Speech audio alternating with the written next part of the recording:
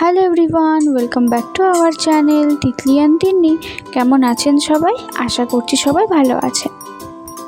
আজকে শনিবার, এখন সকাল 9টা মতো বাজে। সবাই ঘুম থেকে উঠেও গেছে, আর বাইরে এসে দেখছি এইভাবে বৃষ্টি পড়ছে, সকাল থেকে বৃষ্টি। আজ শনিবার যেহেতু, তাই আজকে তিতলির স্কুলও ছুটি, ও আজকে বাড়িতেই আছে। তো এই যে সকাল সকাল তিতলিকে একটু গরম দুধের সাথে একটু হেলথ ড্রিঙ্ক দিচ্ছি। আর ওকে হেলথ ড্রিঙ্ক দিতে দেখে তিন্নিরও বায়না, ওরও চাই, কিন্তু ওকে দিতে হবে হাতে এইভাবে শুকনো শুকনো খেতে খুব পছন্দ করে। আর ওর এইভাবে খাওয়া দেখে আমারও ছোটোবেলার কথা মনে পড়লো। আমরাও ছোটোবেলায় এইভাবে শুকনো দুধ বা হরলিক্স একটু শুকনো শুকনো হাতে নিয়ে খেতে ভালোবাসতাম। তো এই যে ও খেয়ে নিচ্ছে এখন। এরপর বাচ্চাদের স্নান খাওয়া সব হয়ে গেছে, তারপর আমি চলে আসলাম দুপুরের রান্নাতে।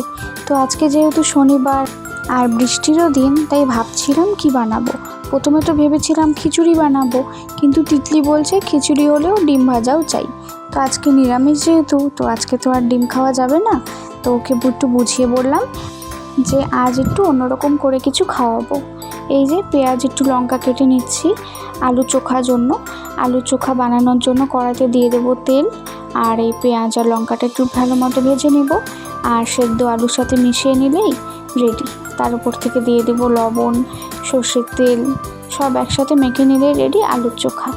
আর এভাবে মসুর ডালের ভর্তাটা বানিয়ে নেব। এই যে কুকারে চাল নিয়েছি, পরিমাণ মতো জল, তার সঙ্গে একটি ছোটো বাটিতে মসুর ডাল, রসুন কুচি, গোটা কাঁচা লঙ্কা আর সামান্য একটু জল। তো কুকারের মধ্যে সেট করে দিয়েছি বাটিটাকে।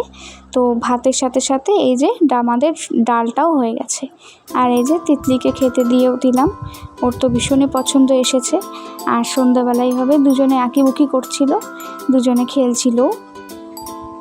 এরপর তিতলি টিনির পাপা এসে জানালো আমাদের বাড়ি থেকে সামান্য দূরেই একটি কালীবাড়ি আছে, খুব জাগ্রত।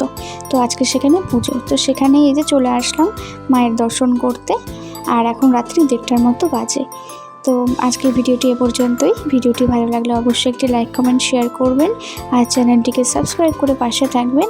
ভিডিওটি দেখার জন্য অসংখ্য ধন্যবাদ।